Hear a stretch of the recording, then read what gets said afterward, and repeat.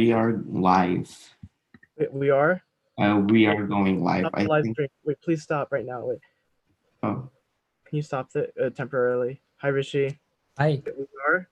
we are going. We are part of your campaign just for transparency. Yep. Yeah. All right. Gonna get started then? It's not. It says it's live. Shoot. Okay, we are live. I guess this is the official start of the interview, and just making sure everything is good. I guess Stop.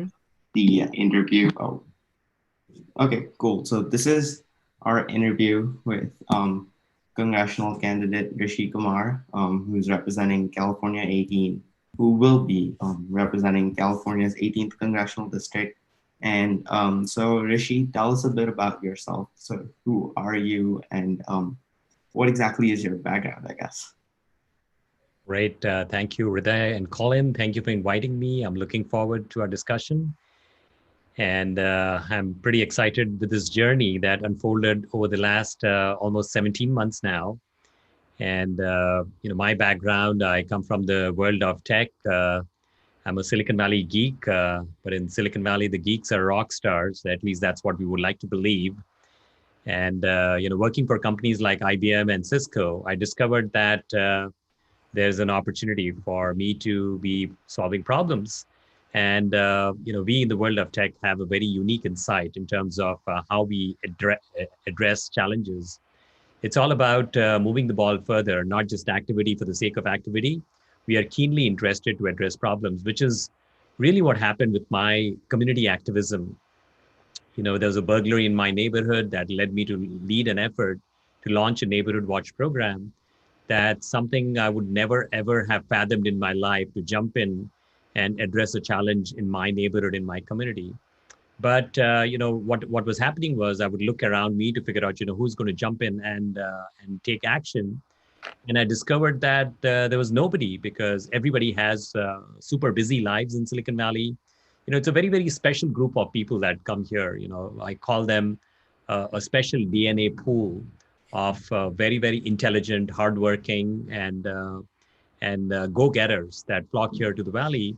But they all have the focus areas. And I discovered that someone like me had a unique insight that I could apply to problem solving.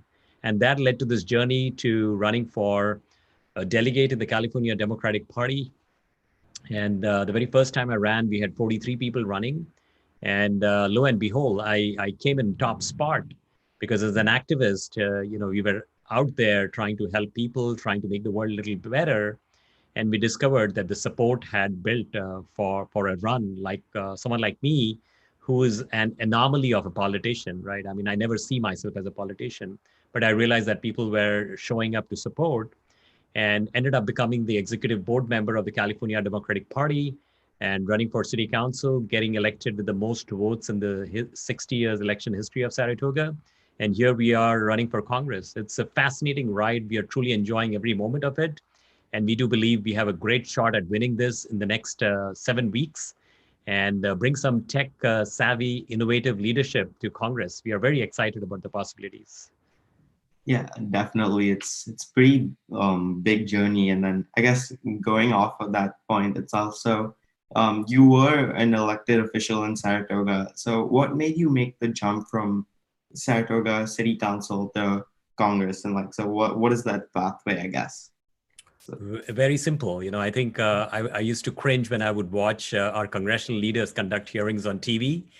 And I don't know if you remember the Facebook hearing that we had right after the election, where Cambridge Analytica and Facebook had seemingly subverted the election process by milking the private data of people. And that played out on national television. And I was looking at that and I was cringing, like, oh my God, what kind of questions? And seemingly, congressional members were just enjoying their spotlight moment. And they were not really interested to solve any problems. It was like a big, let's beat our chest and show how powerful and strong and brave we are, but not really addressing and actually making a fool out of themselves. I mean, if you go to YouTube, you still find spoof videos of that. And I felt that we can do a lot better. And then recently I saw the antitrust hearing, it was once again the same. I mean, it was a lot of bravado, but what came out? What was the outcome? And that's what I ask as an elected leader. When I'm sitting in meetings, what problems I'm going to solve, what problems I'm going to solve on a daily, weekly basis. And it's a great story. I mean, after my first run, we barely made it into the city council during my first run. And then 4 years later, we ran, and people had been emailing me that, oh, I've lived here for 50 years. I've lived here for 50 years. I never knew what a city council member does. And I believe that you are the best city council member that I've ever seen in my 50 years. And that led to winning by the most votes. And it's a great story. When you are out there investing your time to solve problems, there are big problems that the tech community is dealing with housing, transportation, and companies are leaving, people are leaving Silicon Valley. That's not a good thing. We need elected leaders engaged to address these types of challenges. And that's the reason why we are running, to bring some tech literacy to Congress and take on the big challenges, make a difference. Yeah, definitely. And so I guess talking about Congress now, I guess I'll shift it over to Colin, who's going to talk about California, the Congressional District in general. Yeah. Right. Yes. So Rishi, so you are running for Congress in Congressional District 18. And in the primaries, you made it in the top 2 system that California has. So it is a race with one Democrat going against another. So how do you see that playing out? And why should people be invested in this race if it is a Democrat against Democrat congressional run? Yep, for sure. Yeah. So, essentially, this is the time with COVID-19, there are some huge challenges that have been uncovered in America. We have an economic bloodbath playing out. People don't have jobs. People are struggling with healthcare. People are struggling with housing. I mean, can you imagine, Colin, that 40 million people will be evicted from their homes in the next few weeks? Mm-hmm. This is what we're looking at. And that's a tragedy that the COVID-19 has uncovered for America. Many of our inadequacies are exposed. And John Sakota, venture capital investor in Menlo Park, tweeted the other day that it took a pandemic for people to realize that that we need to elect the right kind of leaders, because it could be a difference between life and death. And that's my take. I think the world is ready for change. For many, many years, we have had career politicians who are occupying a seat, who are interested in a paycheck, who are playing ball with the lobbyist, and who are not addressing the challenges of the people.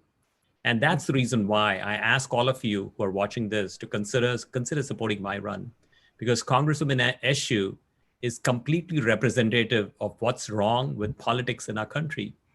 She's the #1 recipient of pharma money in United States Congress. Nobody, bar none. Kevin McCarthy from the Republican Party is #2. And what Congresswoman Eshu has done over the last decades has been to increase the price of healthcare. There are many examples of that. I'm not making things up. You just have to go find it. Unfortunately, there was never a serious competition running against Congresswoman Eshu. And some of this data, people never found out. And what we have done is we have uncovered these types of, in fact, we knew this even before our run. And that is a key component of why we are running. We are bringing the progressive values. We're talking about Medicare for all. We're talking about the Green New Deal. We're talking about no PAC money. We have pledged to take no PAC money, no special interest group money, because we want to keep our values squarely upon people. We want to address the people challenges. And that's the change in culture that American politics needs. And it can only happen if I can get your support. We need to win this race. We believe we have knocked on hundreds of thousands of doors already. We built a summer program, a summer fellowship program that was modeled after President Obama's program. And we had over 1,000 young students from high school and college from 28 states across America, many right here in South Bay. And they were collaborating to address these types of challenges, writing policies, talking to people, to understanding their issues, their challenges, because it's very, very important for us to understand the pulse of the community, which is what I have done in the city of Saratoga. We knocked on every door that had never been done in 60 years. And I can guarantee you that by the time election day comes around, we would have knocked on a huge portion of our district. And it is not going to be every single door, but we are going to hit a lot of doors in every city, every town of our congressional district. And that's the reason why we're going to win. But we do seek your support because we bring new ideas, energy, innovation, and a push for a change in American politics, the culture in American politics. So please keep that in mind as you look at the ballot on November 3rd. Right. Yeah, that brings us to our next point. You were mentioning the pulse of the community and visiting every city and town in the district. So the congressional district that is currently represented by Anna Eshoo. It's a pretty large district, right? It extends all the way from Redwood City in the north down to the Almaden Valley and out towards the ocean. So and it encompasses areas that are wildly different and varying, such as like downtown Palo Alto, University Avenue, with all of those startups and companies, as well as small towns like Zayante in the Santa Cruz Mountains. So how can you unify this large district with people who have like a large range of needs in Congress? That's such a great question because like you have done a good research, Colin. I'm very impressed. You have a keen understanding of the district. It's spread across 3 counties and including a pretty rural Santa Cruz County. And they have been dealing with fires. They have been dealing with the lack of fire insurance and lots of different challenges. And the climate change is obviously affecting all of California. But they're also impacted with traffic because folks in Santa Cruz can only use Highway 17, and there are accidents that have spiked in Highway 17. So they have a unique set of problems that someone living in Silicon Valley may not be privy to. But what we did very early on, when we announced our run, we pledged to meet with neighbors in every city in our congressional district. So when you look at a congressional district, almost, I would call it largely 31 cities, that includes Boulder Creek, Ben Lomond, Zayante, Lompico, Davenport, or Loma Mar, and Ladera, and Pescadero. And you know what we did? We went to every city, every town, meeting with neighbors, sitting down with them to understand their challenges.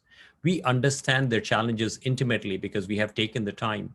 And this is what we expect our elected leaders to do. When I look at Congresswoman Eshoo, just today, in fact, there was a posting on one of my Facebook conversations we were having. And this was about how Congresswoman Eshoo has been absent in addressing and understanding the challenges of the coastline, Santa Cruz County and San Mateo County. And specifically, the neighbor who was talking about it is from Boulder Creek. And what was said that, Congresswoman Eshoo shows up for photo ops, but not so much to address and hear the big challenges, because she spends a lot of time talking to the ones who have it in Silicon Valley.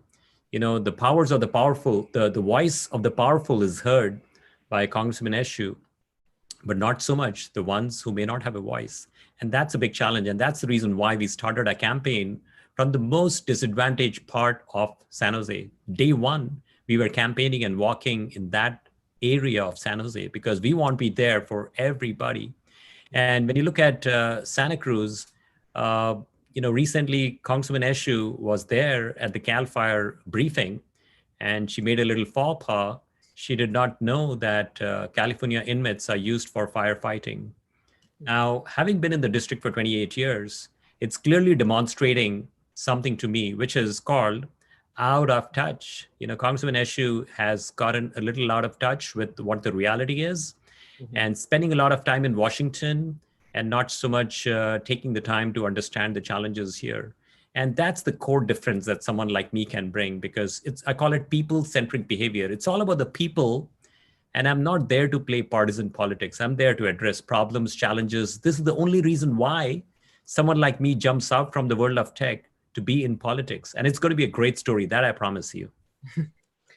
Yeah, definitely. That sounds like a very interesting story. And yeah, our politicians cannot be out of touch with the reality on the ground. Right. So in March, obviously, there were the shelter-in-place orders and everything shut down. And I mean, there are these politicians in Washington arguing about, just the tiny little details, like how much to provide in stimulus spending, or whether the president's name should be on the checks that get sent out. So things like that, they they indicate a sense of being out of touch, right? So I guess, what did you do in response to the pandemic that has greatly impacted everyone's lives? Good question, Colin. And I was sort of like when the shelter in place happened. There was a lot of anxiety in the community that started. It built up very quickly, and we started hearing from people, "What about schools? What about this? What about that?" Mm-hmm. And it's very easy to be sucked into that anxiety, right? And that's the nature. We start hearing people, we start believing, we start absorbing, and we start integrating that message into who we are. And I could feel that anxiety building up. And what I said was, this is not the time to be anxious. It's the time to be out there helping neighbors.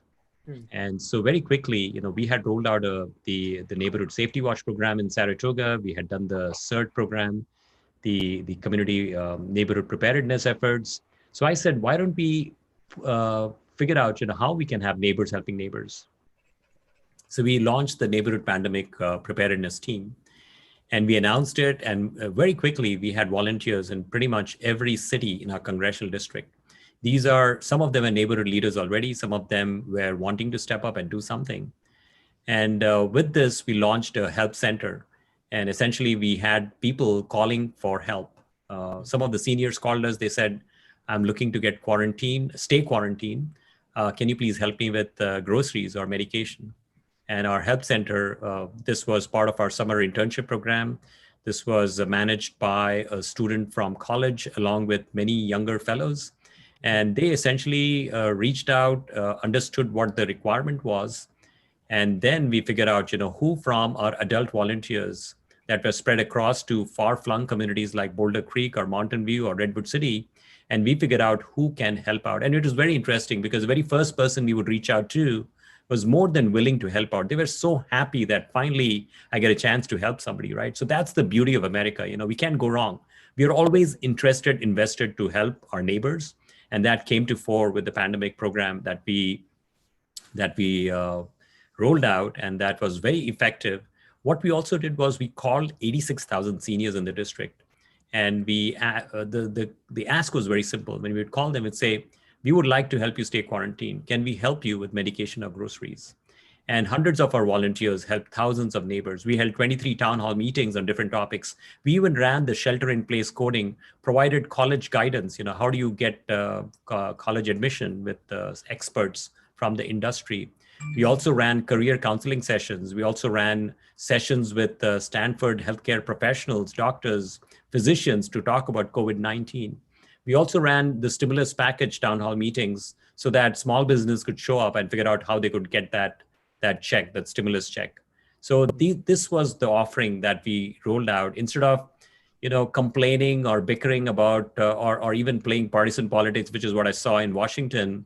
Yeah. I said, let's roll up our sleeves and let's solve problems. As a community activist, this is where we play well. This is where our comfort level is also very strong. And I believe we did quite well with that. Yeah, that sounds like a really good program. And helping neighbors is one great thing about this country. I agree. So now I'll pass it back to Riday. And yeah, you can talk so about... So like as Colin said, and as you just mentioned, that was this idea of like getting stuff done compared to just sitting back and playing partisan politics. So I guess my next question is, I think, and you touched upon this a bit, was that you will bring people-centric values to Washington and to your main policies as well, like Medicare for All, the Green New Deal, as you mentioned.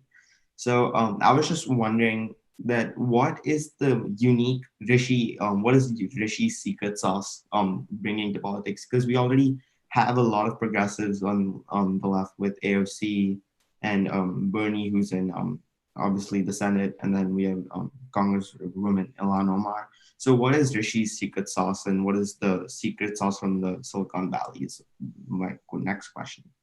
Okay, and it's obviously something to do with tech and high tech. And this is the value that I would bring to Congress. And what about if we took the secret sauce? Let's play into your words, Hriday. When you look at what is the secret sauce here in Silicon Valley, it's something which is related to the ecosystem that we have here, where the best of brains have come together and we are innovating on a daily basis. We have an ecosystem of investors. We have an ecosystem of pioneers, role models who are able to show the path of us to roll out the next breed of technology that dominates the world. It only happens here in Silicon Valley. I can guarantee you this.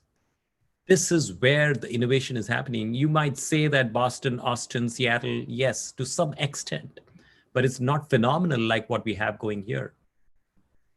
And so my approach is, how can we take this and create prosperity for the rest of America?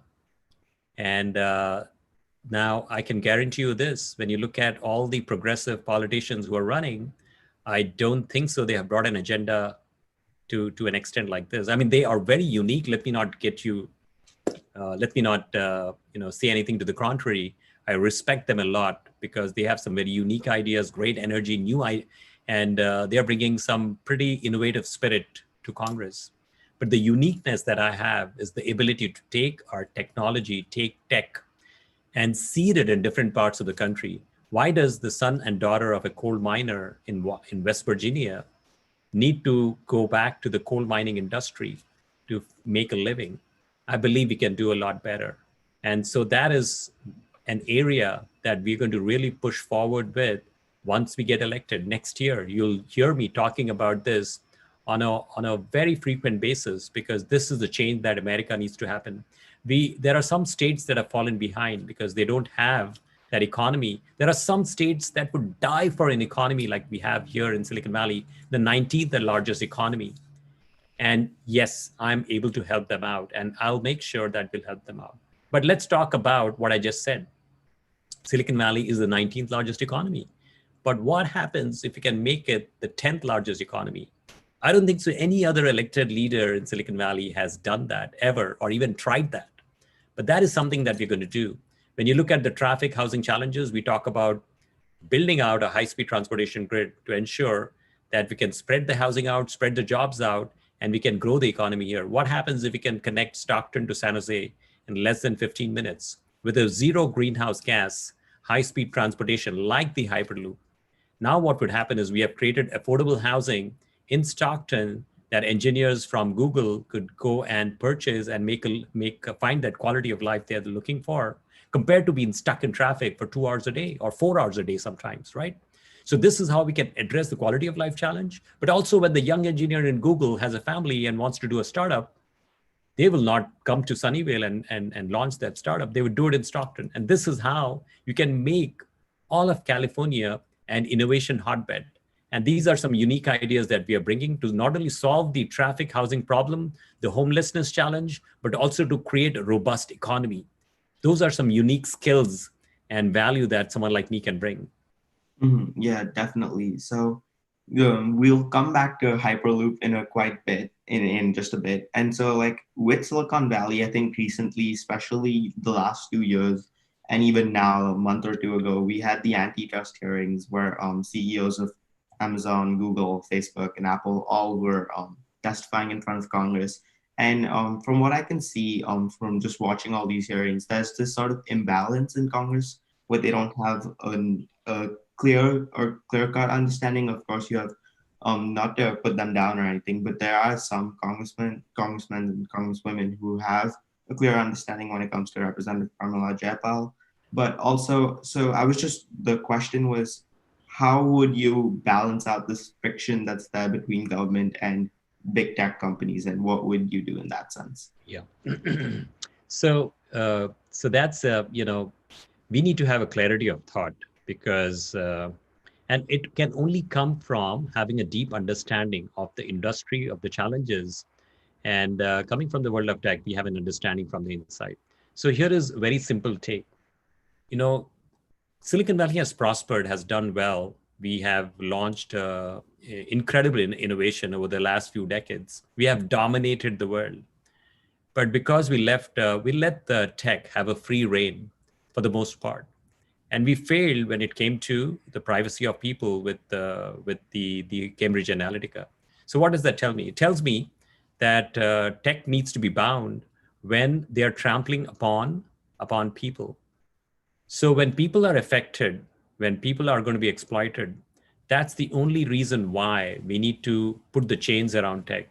Otherwise, give them a free rein, let them prosper, let them grow, let them innovate, and then let's create policies to help ensure that. So my take is this: when it comes to citizens' privacy, for example, the Internet Bill of Rights is the right thing to do.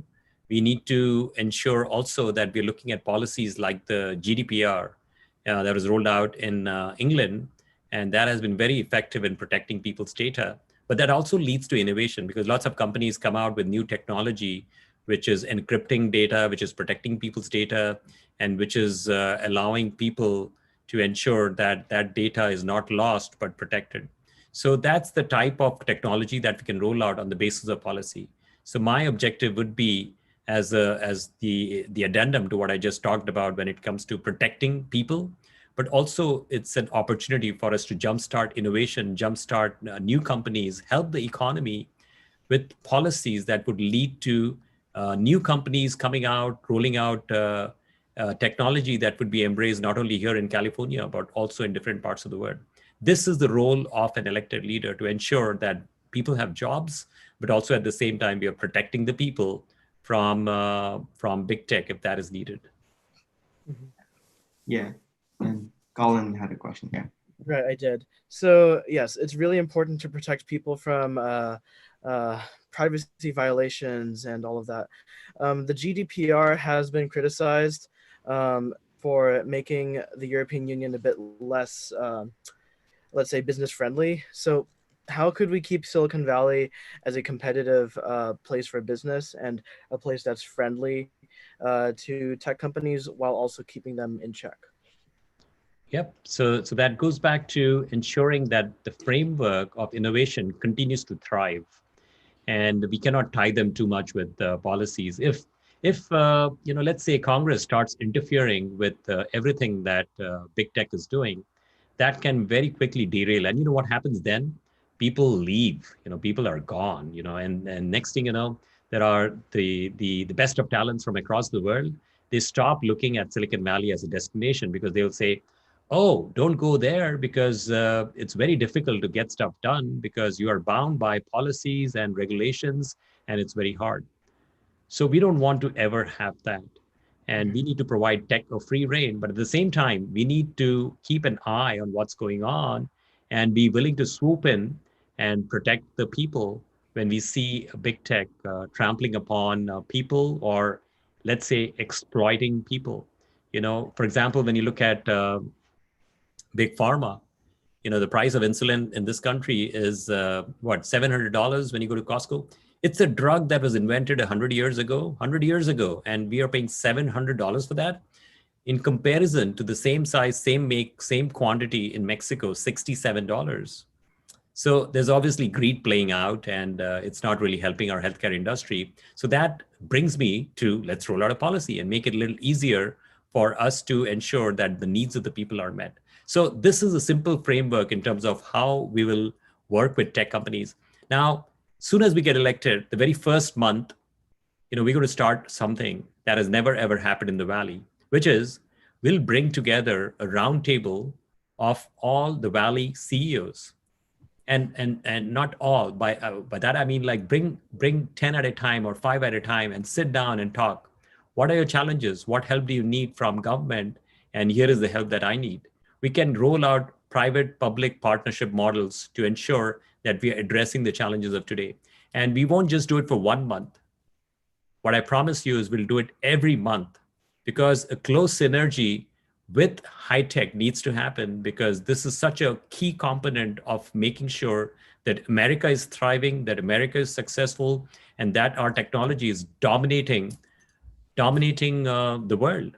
And that's the reason why we will plan to do something like this. But also, let's talk about one more aspect of this: rolling out innovation centers of excellence, so that our young students from high school, we have a tech innovation museum here, which is, I'm pretty sure you might have gone there when you were in elementary school, it works to an extent. But the ones in high school who are going in depth, they don't have a whole lot of options here. In fact, the STEM programs in high school has been very inadequate, but that's a different story. What we ended up doing as part of that was to be part of the K to 12 computer science curriculum that will be rolled out in 2022.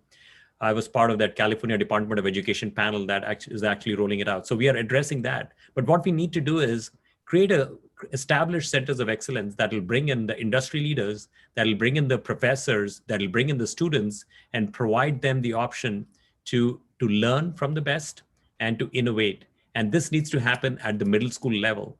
And we need to create many of these centers of excellence so that our young students of the Valley will understand the high-tech economy, they will understand the innovation that is happening, and they will start innovating at a very, very young age. We haven't seen that yet, but these are things that need to be done, and I promise you we'll make sure of that. Wow, that sounds like a really interesting plan. Yeah, let's see. I hope it works. Yeah, definitely. And so I think as similar to what you were mentioning with the roundtable, I think President Trump had a roundtable, I think 2-ish years ago with I think I saw a video just recently. In fact, it surfaced on YouTube for me.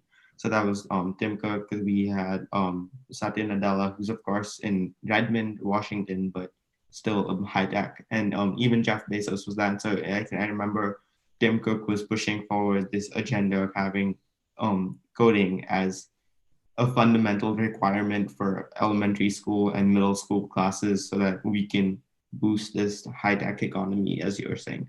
And so now, as part of the high-tech economy, the one consequence of this, I guess, as many people would have noticed, is a lot of inequality in Silicon Valley. You have all these high income people living in Palo Alto and Los Altos. But when you go to other places in downtown San Jose, you can see homelessness and other such problems. So there really is the very popular two ends of the spectrum. And so I guess the question was, so what exactly is the 21 cities in 21 minutes plan? And if you could elaborate on that, because I have a few questions on that. Yeah. Sure. So when you look at the homeless population in California, it's greater than the rest of the 49 states combined. And that's a travesty. We need to fix that. And I don't think so I've seen a plan. It's very sort of ad hoc. We do this, we do that. We launch social programs, but there is really no plan. We need to come up with a vision statement. We need to understand the root cause, and we need to figure out what we can do. Part of the problem is housing.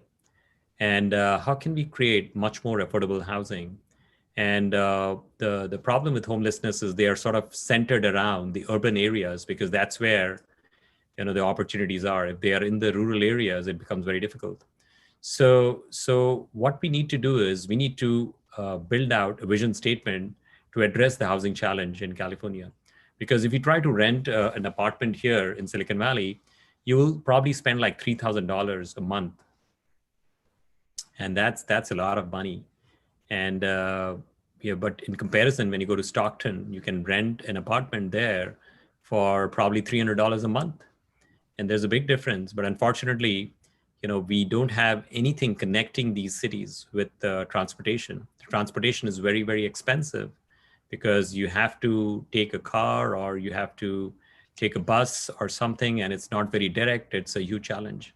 So what we talk about is connecting 21 counties that lie around the Bay Area and connecting them with high-speed transportation, connecting them to the San Jose, to Silicon Valley, to where the jobs are. Now, what that would do is it would create a lot more affordable housing from San Jose. Folks can work here, but they can live in Stockton, Modesto, Sacramento, Fresno, perhaps even Bakersfield. And that's how we can create a bigger, larger economy that would address the income inequality challenge as well, because the job prospects would become much better in Modesto. And you can go back and do the research. The moment we establish like train stations and a transportation model, it leads to growth in these cities, and this is really what we need to do. But we're not talking about the bullet train. You're talking about revolutionary zero greenhouse gas, a high-speed transportation that could potentially travel at 750 miles per hour. The Hyperloop fits that box very well. It could be a great option for us. And these are some innovative ideas that we need to roll out to address the income gap, to address homelessness, but to also ensure that we are creating economic opportunities for everybody in California. Yeah, definitely. It would be, in an ideal world, I guess it would be a really helpful situation. But I guess my question now is that how feasible exactly would the Hyperloop be, since I think the latest progress most of us are aware of is the one tunnel that Elon Musk had in somewhere outside Los Angeles. So how would you go from essentially one tunnel to connecting 21 counties in the time frame that in such a short time frame? And do you have any other more tangible plan for the current present that we are in? Yes. Yep. So, I think part of the innovation that is going on is with autonomous cars. And that will address a lot of the challenges, because when you look at, for example, renting a car or taking a cab or Uber to San Jose Airport, for example, if you are going to spend $20 in Uber with an autonomous car, you would actually spend only $5. And what happens when the autonomous car cost comes out, when it's finally rolled out, let's say within the next 10 years, we will stop buying cars because travel will become so much cheaper. And the number of cars will reduce because there'll be carpooling and all that kind of stuff, right? Not in this day and age with COVID-19, but when we look at the aftermath and the post-COVID-19 world, we'll be much more open about carpooling and things like that, right? So that aspect of innovation is happening. But when you look at the challenges with respect to the bullet train, right? I mean, people talk about the bullet train all the time. Now, that was a travesty. We spent, I don't know, like $80 billion or something, and we still haven't quite seen the outcome of that. In comparison, when you look at the Hyperloop, it's about $10 billion for every 100 miles. And essentially using technology like the boring machine of Elon Musk, he's got a pretty good model, because as they are scooping out the soil using a machine, which is very efficient, they're actually taking that soil and turning it into bricks and selling it in the open market. And this is how you can optimize.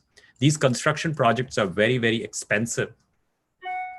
But when you look at projects, the Hyperloop projects, there are currently projects happening in different parts of the world. In fact, Elon Musk has rolled out a tunnel below it's a $140 million investment, a 1 mile tunnel below the Las Vegas Convention Center, so that folks can hop into a Tesla and ride through the tunnel instead of walking, right? So it's going to reduce the traffic challenges that Las Vegas is hitting. So we can see many similar projects. Chicago is also looking at that. There is currently a tunnel being built between New York and Washington, D.C. So there are projects happening. We have to be open about it. And we have to see how we can reduce the price of these infrastructure projects. Now, the dollars are very limited. So I talk about the private-public partnership, the umbrella of ordinance and policy that the public sector would provide, and the investment of high-tech dollars, for example, the Google and LinkedIn and Facebooks, they are flush with money.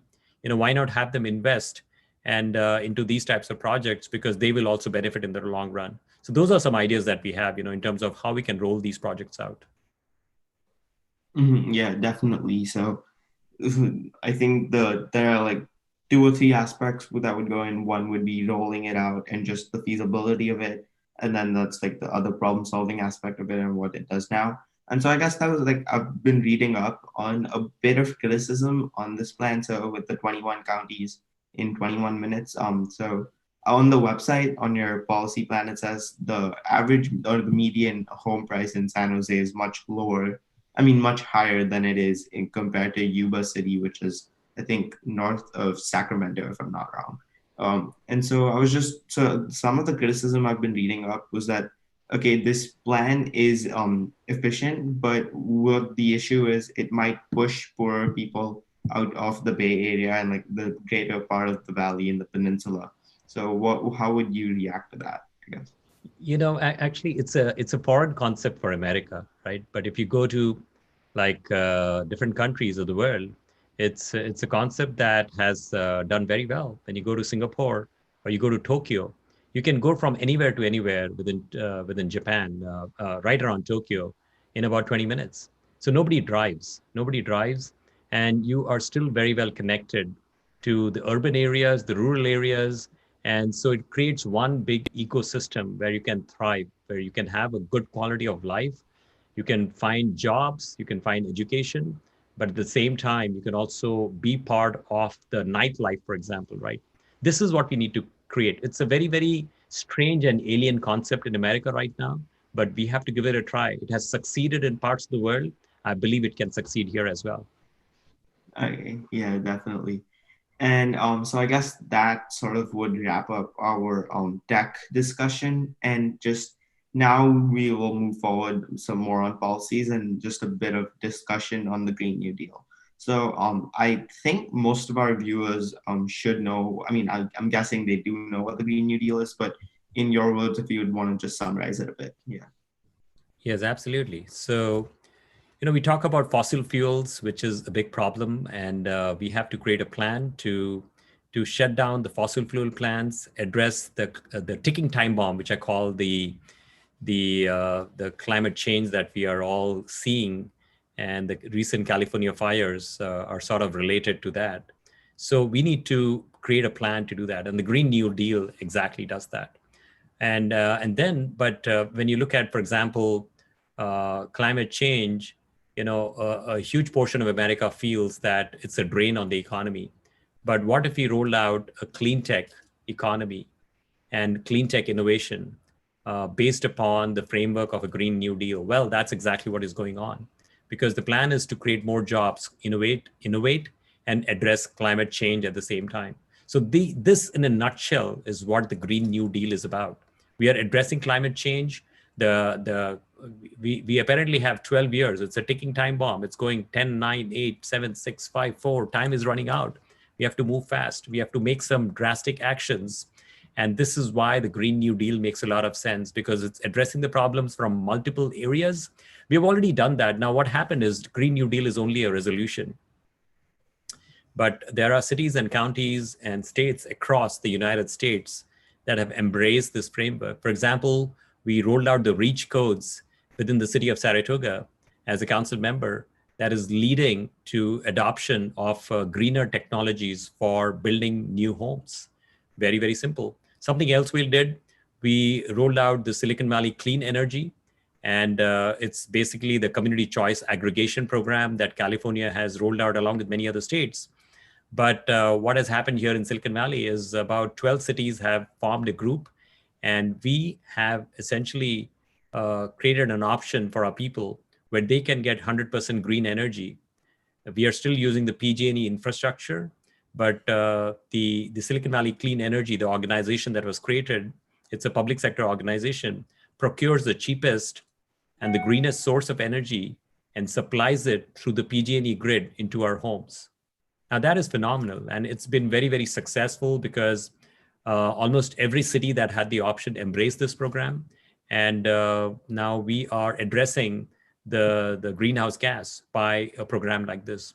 So when you look at the Green New Deal, it looks like, oh my God, it's very complicated. It's only a resolution. But there are stuff that are already happening, So it's a step in the right direction. And I believe America will be so much better. And the world can also start adopting and looking at things that we have done here in America and embracing that. Yeah, definitely. So I guess one sort of question I did have in regard to the policy over here is the Green New Deal is considered a sort of burden on the economy by a lot of people, I guess. Yeah. So I was one, and so you've also mentioned in the past on your website that you are fiscally conservative, which is sort of a maverick-esque for a progressive. So how exactly would you balance those two out? Yeah. Yes. So my objective is to never raise taxes, and as a fiscally moderate policy is what we talk about. And when you look at, for example, let's look at the Green New Deal since we are at the topic. If you roll out a clean tech economy, It's going to jumpstart innovation. It's going to jumpstart the economy. It'll lead to new taxes. It'll lead to new sources of revenue is what I mean, back into our federal, state, and local. This is what we need. We should look at the problem in a different way. If we reduce the income gap, if we allow people to make money, if we, for example, create optimizations. For example, when you look at healthcare, it's so expensive right now. America is probably one of the most expensive healthcare nation. And if we reduce the price of healthcare, then that money would be spent by people in the economy that will create much more wealth. And that's the value that someone like me can bring to the table. We don't talk about raising taxes, but approach it in a slightly different perspective, fiscal moderation, but at the same time, we're going to create the right type of resources needed for these programs to thrive. Okay, right. I wanted to ask, so it's sounding sort of like Andrew Yang, how he was planning to fund the freedom dividend, if I'm not mistaken. So you mentioned that you would not raise taxes on people, but would you be in favor of like a value added tax, VAT, for one of Andrew Yang's favorite opponents, Amazon, for example, in order to raise money for Medicare for all and the Green New Deal? I think that is definitely an option that we need to look at because, Amazon pays zero taxes. And if we are able to, and the reason is, our high tech are benefiting of the ecosystem. When you look at, let's look at Silicon Valley, companies like Google and companies like Facebook or LinkedIn or, they are benefiting out of what we have here in Silicon Valley. So why not invest into it? So yes, we have to be open to such ideas because this is the way we can advance our agenda of addressing the challenges that we are in right now with the income inequality. There is social unrest happening. People are very, very uncomfortable with the direction shift that America has taken over the last couple of decades. So if we are able to identify new sources of a revenue opportunity that will help roll out a social net, for example, why not consider it? Yeah, and definitely. So now I guess we have a couple of questions from our YouTube audience who's watching and have been diligently watching. So I guess that it would be nice to address them, specifically because they're on the Green New Deal, and we would just talk about that as well. So one of our audience members asks, and I quote, "The Green New Deal calls for the government's overhauling of multiple industries and renovating all buildings within an extremely short time frame. And so how would you justify this exactly?" Well, like I said, it's a ticking time bomb and we have to take drastic steps. Otherwise, it becomes irreversible and our planet Earth will spiral out of control. So we have to move forward in a much more regimented and rapid fashion because that's the only way we can address it. And, without causing too much hardship, right? I think we need sufficient warning. We need to make sure that we are there to assist in these types of changes and make sure that we reduce the pain from people. We reduce the impact in terms of livelihoods, but at the same time, we are addressing the climate change issue. For example, there are simple changes could be done, right? When you look at the logging industry, our permit fees in California have gone up. So the logging has sort of faded away. It's not that companies are looking at California as an option for logging. And this has led to an inferno-like conditions because, there are a lot of dead trees sitting around. And the moment something like the recent lightnings, they erupted, right? So we have to be a little smarter. We have to approach it from a standpoint of pragmatic values. And just because we have a policy and if it is not going to work, then let's not go down that path. It's only a resolution. There are many, many facets of the resolution. For example, high-speed transportation, that's part of the resolution. Now, we haven't done anything yet to consider that, right? So, there are many aspects of this, and we have to focus on ones that will deliver the bang for the buck. And we should, I always believe in taking that first step, get going, let's get started. So let's look at all these types of options and the low-hanging fruit. What is easy? Let's get that going. Yeah, definitely. So you mentioned, people's livelihoods are very important to consider as we fight climate change. One of the great challenges that will become even more acute in the coming decades. We have another question from the YouTube chat. I'm going to read it verbatim. So it says, the Green New Deal would put millions of people out of jobs, and the cost of institutional alternatives would cost millions, if not billions. Wouldn't that put pressure on the average American worker? End quote. So how would you address that concern of putting pressure on workers and their livelihoods?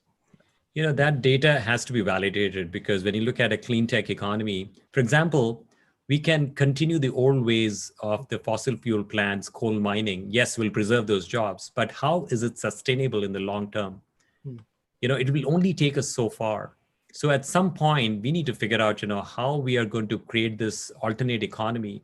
How are we going to train American workers and get them to embrace a new model? So there will be disruption. That disruption may be painful, but I believe it will land us in a happy place, because we will have addressed the climate change issue, and we would have also created a new economy that will create a tremendous source of livelihood for Americans, especially the young generation, because they need we need to define a future for them, and nothing like the fundamental framework of the Green New Deal to help enable that. Mm-hmm. Yeah, definitely. And now I think, so that's the main discussion that we have on the Green New Deal. And if there are no more questions in the chat about the Green New Deal, I guess, Colin, you could take it for the rest. Yeah. Okay, great. Another question we wanted to ask you. So, yes. So, how would you manage to balance both the local and the federal level? Because certain issues are pertinent to Silicon Valley, because we are a unique part of the country, while other issues are more pervasive overall. Like the Medicare for All and the Green New Deal are. Well, Medicare is a national issue, but the Green New Deal concerns the whole world. But you would reconcile that with some issues that are specific to our area. So you do have political experience from Saratoga, and obviously Congress would be a major upgrade. So how would you enact change on multiple levels if you're elected in November? Yep. So I'll say this: all issues are local. Oh. Every issue is a local. Politics is local. And as a representative of Silicon Valley, there's some big challenges here that we need to address. So obviously, at a global level, we talk about climate change. At a national level, we talk about universal healthcare. And then when you look at Silicon Valley, there are challenges with respect to an economy. We need to ensure that we have jobs here. We need to ensure that we are creating a future that includes housing and transportation. We need to ensure that the burglaries that are happening will fade away, because this is creating a lot of unrest. We can't even park our cars, because cars, even if they have nothing, are broken into. And so my approach is, every problem is my problem, because if people are being affected by it, just because burglary is a local problem doesn't mean that as a congressional member, I will not step up and address it. We have a great story here in Saratoga. We dropped burglaries by 41%, much more than any other city. That problem-solving ability can serve a lot of good use when we take what we did here and make it work in different cities here in Silicon Valley and outside of Silicon Valley as well. So that's what we seek to do. We are about problem solving, whether it's at the local level or the national level. We have figured out a magic formula to ensure that we are moving the ball further ahead, we are pushing it forward, and we are addressing the problem in the long run. It's not activity for the sake of activity, but it's all about results. So that's what we pledge to do. Okay, sounds great. Yeah, so in order to accomplish those goals, so how are you going to establish connections so that you can become a prominent figure in Congress? And I guess related to that as well, what is something that you would do in Congress that the incumbent does not have the capacity or the will to accomplish? Yes, great question, actually, great question. And I've been thinking about that. And it's all about having allies. And how do you have allies? When you have a strength, you have to, for example, many elected leaders in Silicon Valley reach out to me and say, Rishi, what did you do about burglaries, right? And when I spend an hour sitting and talking to them, explaining to them, they become your natural allies because you're there to help them out, right? So let's take that. We have something that we all know. It's the secret sauce. We have something exciting going on here. We have a tremendous economy that is based upon an innovation framework that is so very effective. So what if we took this model and we allowed other states to dip into it? If we allowed a congressional leader from the state of Louisiana or Montana or West Virginia or Pennsylvania, and we showed them, how they could construct a model like this, or how can there be a close collaboration between Silicon Valley and Allentown, for example, right? So this is how you can establish natural allies. When you are there helping them, when you're helping their constituents, then they are likely to help you with your efforts in Congress. And that's a roadmap that we have established of success in Congress. Okay. Yeah. Sounds like a really well fleshed out plan. Yeah. And so I guess speaking of allies, have you spoken or been in contact with the Congress members nearby? Like I think the 19th district has Congresswoman Zoe Lofgren. I don't know if I pronounced that right. I'm sorry if I didn't. And obviously we have Ro Khanna here in the 17th district. So have you reached out to them? Have you spoken out? And what do they think about your campaign, if you have? Yes, we have talked to many of them. And unfortunately, with the nature of challengers, we challengers do not get a lot of support from existing establishment. And but they can clearly see value in someone like me.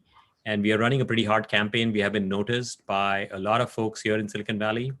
And we know that we will collaborate well once we get elected. So we are looking forward to that. Okay. Yeah, that sounds good. And so I think that concludes our main agenda that we had. And Colin, I guess if you have to say anything you want to. Yeah. Yes. Yeah. Thank you so much. I actually had one more follow-up question. So you earlier you mentioned Boston, Austin, and Seattle, as well as the West Virginia coal miner who doesn't really see a future in the coal industry. And I know recently you were a guest on the podcast This Is Your Life in Silicon Valley with the hosts Sunil Rajaraman and Yasha Kakis-Wolf. And they asked you whether Silicon Valley should be a model for the rest of the country, and you seem to think so. But obviously, we do have a lot of problems. I think they mentioned something about the demographic makeup of our area not being a good fit for the rest of the country. So how would you, I guess, respond to that critique? Yeah, I think, is it perfect here? It's probably not. It's not perfect. It's nowhere perfect. But what we have is a pretty roaring economy that many states, many communities across the United States do not have. And when you create prosperity, you can address any and all types of challenges, And, as part of that, for example, there is a lot of stress in Silicon Valley workforce, and the work-life balance is missing. So we need to address that. I think if you look at it's never a perfect world, but what we have going, we have our strengths and then we have our weaknesses. People are workaholics; they work pretty hard, and they may not take the time to for example, create that work-life balance, and they might go to an extreme. So that's, we have to be cognizant about it, right? It's and that's why wellness is part of my policy. It's part of my agenda, because I've clearly seen the shortcomings of Silicon Valley high tech.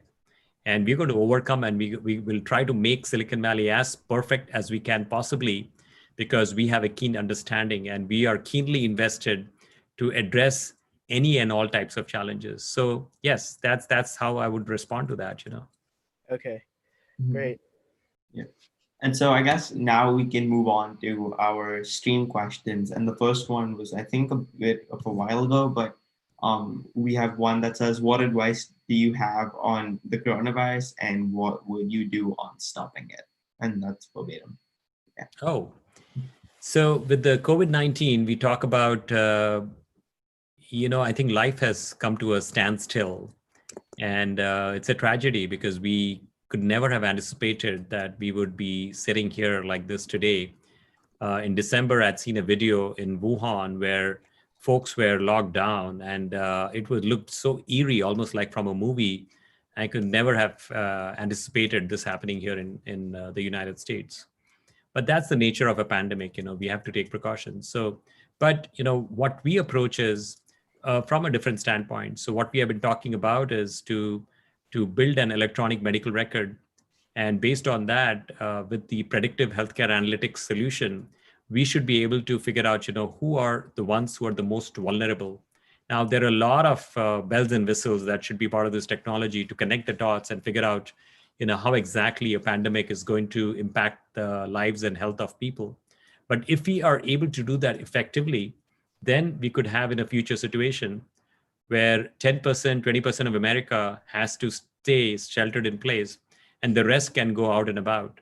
Mm-hmm. And, we have to approach this problem from a technology perspective to see how we can get to an open economy a lot faster, because bioterrorism or a biowarfare is very much on the cards, because we have seen how an economy can go down on its knee soon as we hit a situation like a pandemic, and it can be exploited. So we have to build out a better preparedness model in terms of how we are going to address that. And with respect to, for example, so this is the more strategic thought, but there is tactical aspects to it, right? For example, telemedicine. We can apply bots. For example, the conflict in medication, right? We could be prescribed 2 different medications by the same doctor, and the person, because they are given 6 months apart, the doctor may not know that there's a conflict that exists. But if we are able to take these records and put them in an electronic medical record system, then we are able to highlight these types of conflicts and let the patient know that, look, there is a problem here, right? So telemedicine, the application of AI machine learning into healthcare and medication will make a huge difference for us. And we need to incorporate these types of technologies into our healthcare system so that we are much more ready to address the challenges of a future pandemic. Definitely. So the pandemic is like once in 100 years, and having these institutions in place would definitely be helpful. And so I guess this is a follow-up question on from the same person in terms of COVID-19. And so that person has asked briefly, what would you do different compared to the Trump administration regarding the virus? Yeah. Yes, so I did touch upon that. We have to get the electronic medical record and the healthcare analytics. Vaccinations, vaccinations take forever. Our vaccination, my gut is it'll likely be out after the coronavirus is gone from the world. And that's the earliest it'll be out is September 2021. September 2021, 1 year from now, because there is so much validation and checks that need to be done, because there are side effects of vaccinations. And if 6 billion people are going to be taking this vaccination, we have to be careful. So my approach would be to essentially get to an open economy as fast as possible without creating any risk. Simple things I would do is everybody needs to wear a mask. It's mandated. If you did that, I mean, countries of the world have done that already, and they have derived so much benefit from that. I mean, New Zealand went down to 0 cases by making some very, very simple choices. When we hit a problem, we have to understand the gravity of the problem, and then we have to communicate the gravity of the problem, engage the people in the solution, have that buy-in, and then move forward, which is how we challenged a water company in San Jose Water Company, and we have rejected, reduced, suspended 8 water rate increases by exactly this framework, right? Exactly this formula. This is what I would do if I was the president. I would basically communicate the problem and engage people that, look, we have to rally around, because otherwise we'll be in deep trouble. We could have beaten this thing a few months, before, like, let's say back in May, we should have been in a much better situation in May, but unfortunately we have seen a spike because we haven't treated it, we haven't addressed it adequately. We have been a little lackadaisical in terms of coming up with a plan. And those are challenges that our country has seen. Now let's talk about stimulus packages, right? We talked about it, many webinars, bringing the small businesses. And we had mediators with the banks who are rolling out the Paycheck Protection Program loans. I mean, why would you have a mediator? And they had to fill up so much paperwork to get access to those loans. And what the banks did was they were catering only to their top 10%, 20% customers who were the A grade customers. And if you were a C grade customer, then you were sort of sitting in the back burner waiting to be talked to, right? That's not how we should do it. You know, the objective of the stimulus package was to make it hit the mom and pop shops, people who are who are trying not to fire their employees because they don't have a source of livelihood, right? So that's the reason why we need to approach it slightly differently. What if we have access to their tax filings? What if we take those tax filings and automate the whole process of the stimulus checks directly deposited into the bank accounts, right? We can make it a lot easier. We can make it a lot faster, and we can make the process a lot more optimal as well. Secondly, when you look at economic indicators, you know, we need to establish systems. You know, we rely upon experts, and sometimes it's an art, not just science, where we look at this data. Okay, let's tweak the dial this way or that way. You know, there is not an established process. I would establish a tight process. You know, what happens in a situation like this? You know, when we are dealing with the economic challenge, what dials we need to tweak so that, you know, livelihoods of people are not impacted. We are creating a system where Americans can go and work and be part of the economy and make a living. You know, so we need to understand. We need to approach it in a much more smarter manner. You know, is all I'm saying. Mm-hmm. Yeah, and so I guess sort of going off that, we had another question which was pretty related, and so this person asks, America has about 45 trillion in unfunded liabilities and about 26 trillion in debt. And pretty briefly, I guess, how would you plan to reduce the debt to an acceptable bond? So at this point, it's unrealistic to talk about the debt, and because we are dealing with COVID-19, and America is just printing currency, which is probably the easiest thing to do. And so ordinarily, I would be thinking about the debt, but at this point, you know, we have to ensure that Americans have food on the table. They have, they have a source of income.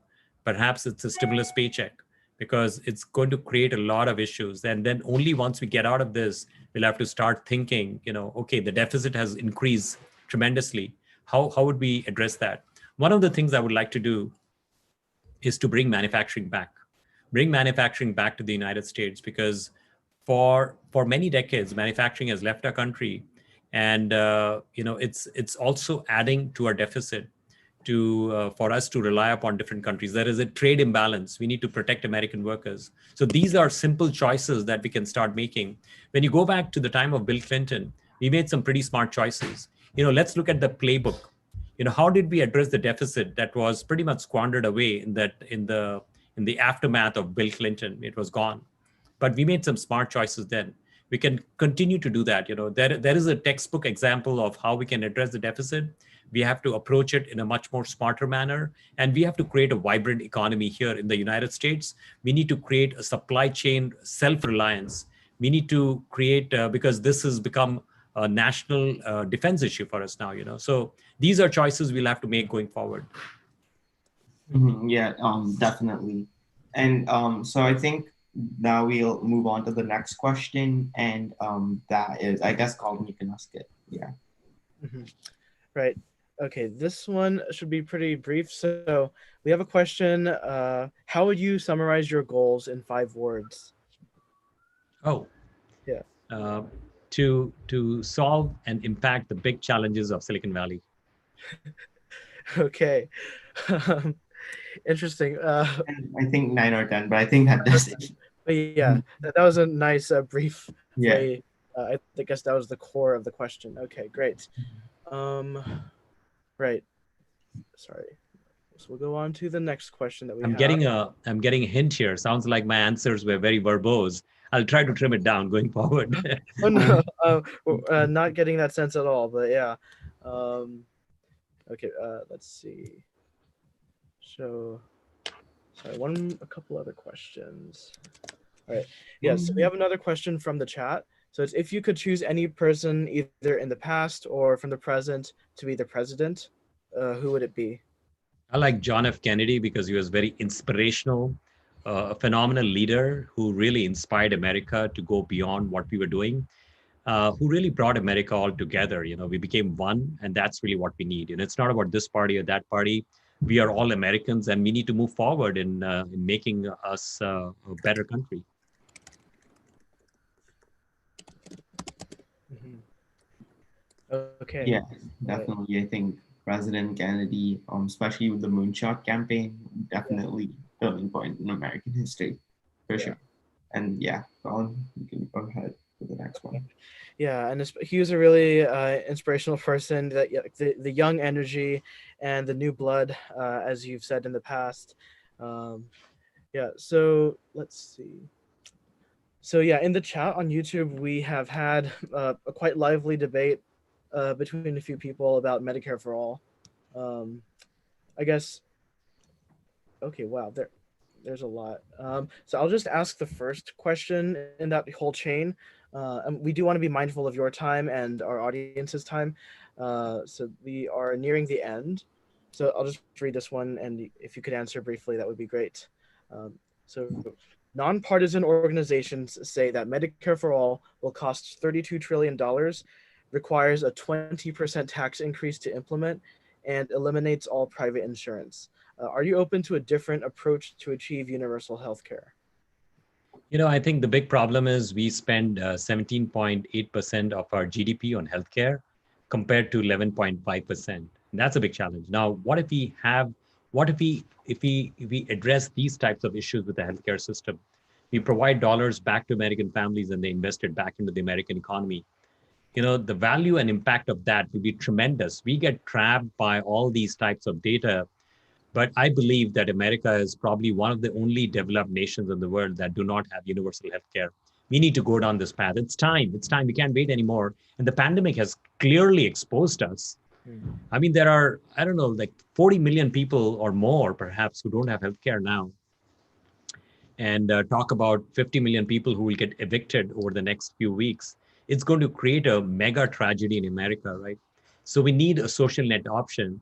And the number one social net option we need is healthcare, because healthcare is a human right. I mean, if there are kids dying in this country because there are families who are making a compromise between housing, between food and healthcare.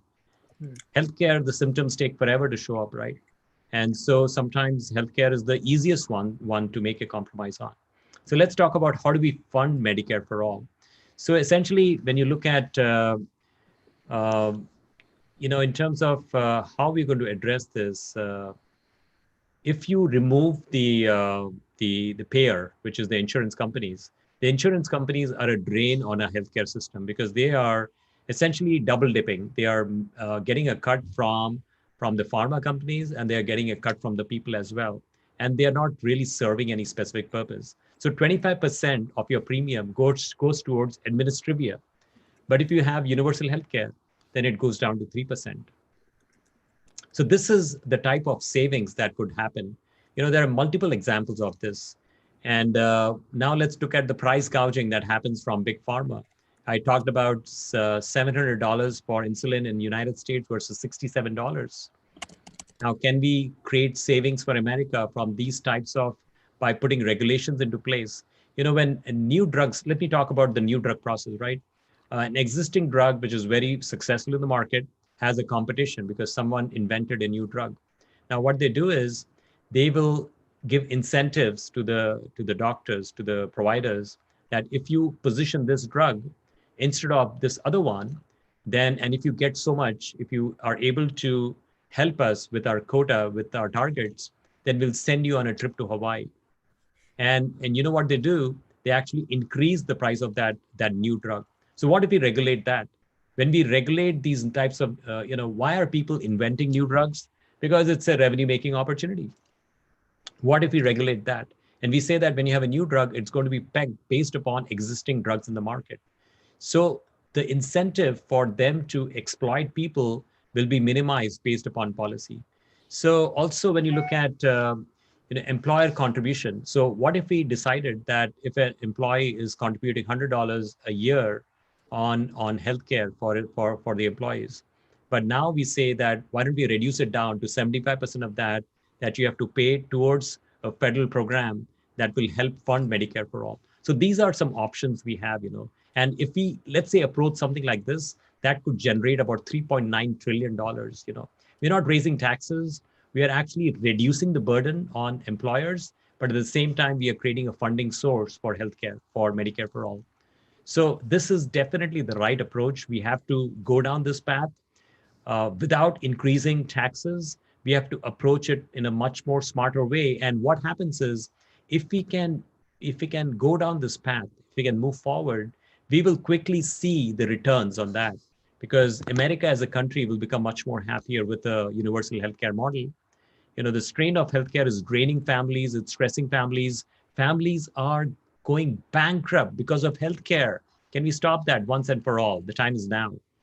Yeah, definitely. Healthcare has been just a huge burden on Americans in general.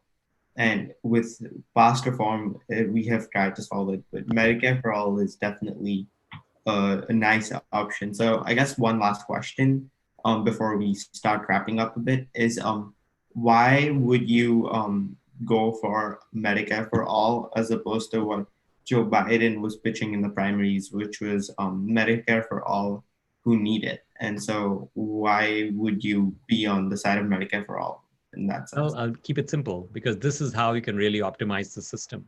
If you tried to do like a mixed bag, it becomes complicated, and you're not deriving the value of universal healthcare. When you go down the path of universal healthcare, and you are focused heavily on creating a framework to ensure the sustenance of such a model, this is where America will come together and this program will succeed. Mm-hmm. Okay, yeah, I guess that's a nice distinction, because when you look at frameworks, it kind of gets messy and then just have it solved, I guess. And so one last question that we just wanted to ask from the chat is actually from one of my friends whose birthday it is today. So I guess, yeah, Shrikar, happy birthday if you're watching this right now. Happy birthday. Yeah, happy birthday. And so he asks, you mentioned allies with Congress being so, you mentioned allies with Congress being so divided as it is now. How do you plan to work with people on both sides of the aisle to actually get things passed? Yep, we talked about the plan, about establishing allies from every party in Congress. Because if we are there to help ensure their success of their people, of their constituents, they naturally become your ally. I mean, why would they not collaborate with you? It's a very simple answer. And I don't think so it's been tried out enough. I haven't seen that in Congress, but that's a model that we'll try pretty heavily to ensure that we will have allies, because it's very difficult for a newcomer. I mean, we can see so many challenges that have been imposed upon recently elected congressional members. It's not very easy. And what we have done is, a model that worked very well for us as an elected leader of Saratoga, as an executive board of the California Democratic Party. We'll keep dipping into things that delivered success to us. Why not? Yeah, definitely. I guess having that sort of balance where you help benefit both sides through mutual interest, I guess, with Western interest and stuff, that is a nice balance to get things done. And so I think Colin would have something to say now. Yeah. Right. Yeah, we do have one more question in the chat, but I don't think we have enough time to get to it right now. So yeah, tonight we've discussed so many topics, from STEM education to PAC money, the Hyperloop, neighborhood watch programs, the COVID response. So if there's one takeaway that you would like the audience to remember after tonight, what would it be? Well, politics is corrupt. Believe me. What has happened is we have the establishment politicians who are not responding to the needs of the people. It's time we took America back on track. And the best way to do that is to change the culture of politics in Washington, change the culture of politics in Sacramento by electing the right type of leaders. So register to vote. And if you're not at the age where you can vote, talk to a friend who's 18 and make sure that they register and they vote. and they are picking the right type of leaders, the ones who are not corrupt, the ones who don't take PAC money, who don't take special interest group money, who are there for simply helping people. Those are the type of leaders we need. And if every American took the time to do research and they pick the right type of leaders, this country will be back on track in a nanosecond. That's what we should see. Yeah, that's a really powerful message. Politics is corrupt. Yeah, we really appreciate that you coming on tonight for what it's been over an hour, Yeah, and really definitely. delving deep into your policies. Yeah, so thank you so much for joining us, and I guess have a great rest of your evening. And I think that should wrap up the stream now. So You know, thank I you have to so much. compliment the two of you. Very informed. You had all the right questions, and in fact, you didn't let go because you would dig in a little bit deeper, and I could tell that how your ideas were buzzing in your head, and you kept probing and asking, and this is what led it to an interesting interview. You know, time flew. It was such a pleasure to talk to both of you, and really appreciated you inviting me to this. Mhm. And I'm there to help you with all and every effort of yours. So thank you so much. It was a pleasure. Okay, yeah, definitely. Thank you so much. And I think I could just hit end stream now. So thank you for everyone who watched and joined us. And that's it for tonight. Yeah, thanks All for your right. time. Okay. Super. Nice job, Hriday and Colin. Very good. Thank you. All right.